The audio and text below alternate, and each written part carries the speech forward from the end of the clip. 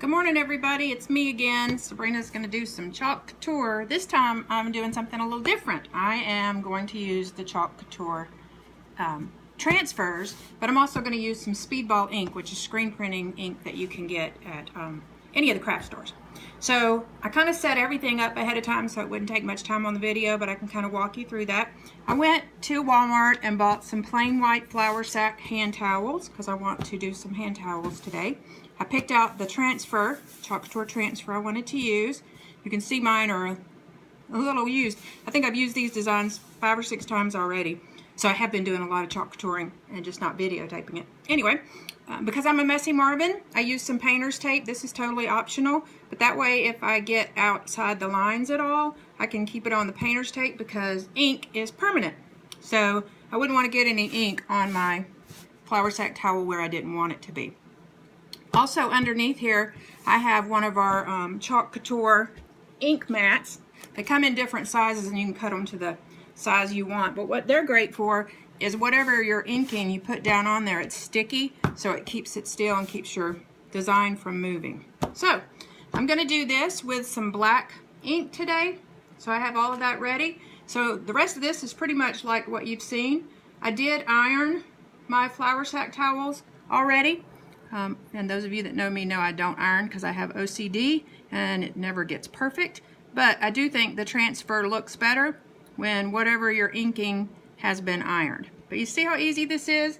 I'm just putting the Speedball ink right on the design and dragging it down with my squeegee, not wasting any ink, but making sure that everything gets covered.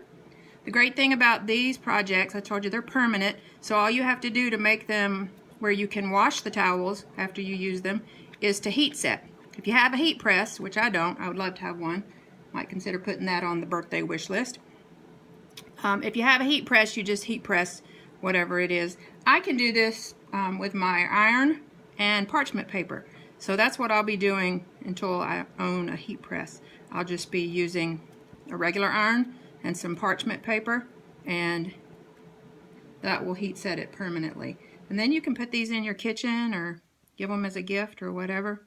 So I guess you guys can tell I'm totally loving this Chalk Couture stuff I got into. I got into it not really to sell it. As you know, I haven't asked anybody to have a party.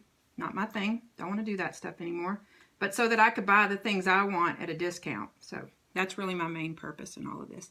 All right, you ready to see? So first, I always want to make sure that you didn't get any paint on you because like I said, this is permanent. So I always keep Clorox wipes nearby, but I'm going to pull off all the transfer as quickly as I can.